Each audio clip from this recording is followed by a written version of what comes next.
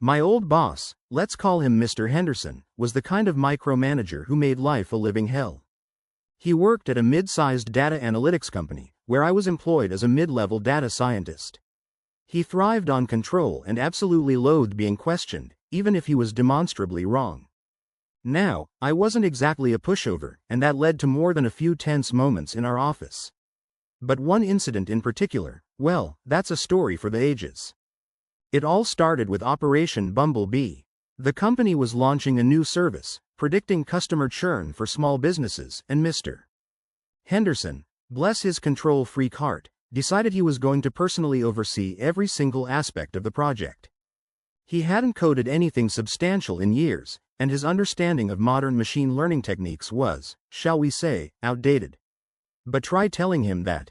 One day, he summons me to his office, a dimly lit space crammed with motivational posters and miniature figurines. "Right, Miller," he says, adjusting his tie like he's preparing for a TED Talk. "I've been reviewing your code for the churn prediction model. It's inefficient." I raise an eyebrow. "Inefficient how, Mr. Henderson? We've achieved a 92% accuracy rate with a relatively small resource footprint."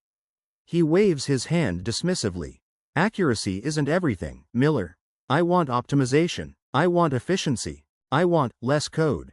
Less code? This was a complex model involving feature engineering, algorithm selection, hyperparameter tuning, and a whole lot more. Cutting lines of code arbitrarily would be like performing surgery with a butter knife. "I understand your desire for optimization, Mr. Henderson," I say, carefully choosing my words. "However, simplifying the model further would likely compromise its predictive power."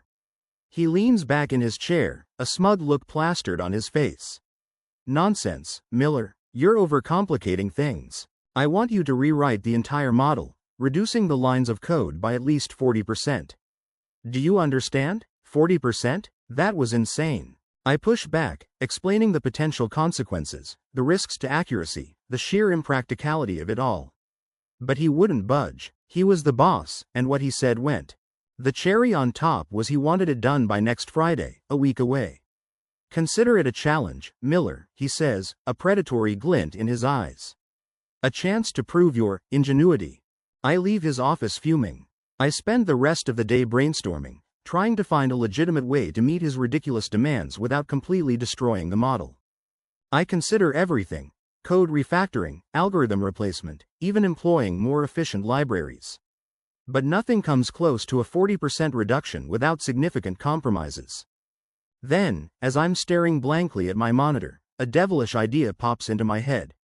A solution so elegantly simple, so perfectly compliant, that it makes me grin from ear to ear. Mr. Henderson wanted less code? He was going to get less code. Over the next few days, I worked tirelessly, not on rewriting the model itself, but on creating the illusion of a drastically reduced codebase. I start by heavily commenting out large sections of the code. Lines and lines of perfectly functional code are rendered inert with a simple hash.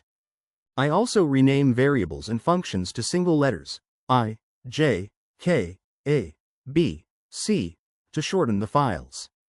And while it doesn't reduce code, it certainly makes it harder to understand, which would annoy future programmers. Next, I utilize white space reduction. I remove any and all unnecessary white space from the code. I'm talking removing spaces between operators, blank lines, indentation. It was a stylistic nightmare, but functionally identical to the original. Finally, the pièce de résistance. I create a separate file called legacy_code.py.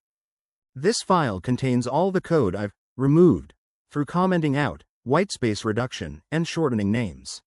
It's a massive, disorganized, uncommented mess of code that would make any programmer weep. On Friday morning, I walk into Mr. Henderson's office with a USB drive. "Here's the revised model, Mr. Henderson," I say, handing him the drive. "As per your instructions, I've reduced the lines of code by 42%. He snatches the drive from my hand, a triumphant grin spreading across his face. "Excellent, Miller. I knew you could do it." He plugs the drive into his computer and opens the main file. He scrolls through the code, his eyes widening in disbelief. It's a barely readable jumble of single-letter variables, densely packed code with minimal white space, and large sections of commented-out code. What is this, Miller? He stammers, his face turning red. It's the optimized model, Mr. Henderson, I reply innocently. Exactly as you requested. Less code, more efficiency. He tries to run the model, but the errors are endless. Syntax errors, undefined variables, you name it. He's utterly lost. This doesn't work, he explodes. It's completely useless. That's strange, Mr. Henderson, I say, feigning surprise. It worked perfectly on my machine. Perhaps you're missing the legacy_code.py file? It contains some dependencies. He frantically searches for the file, opens it, and stares in horror at the sprawling, uncommented mess. What is this garbage? He roars.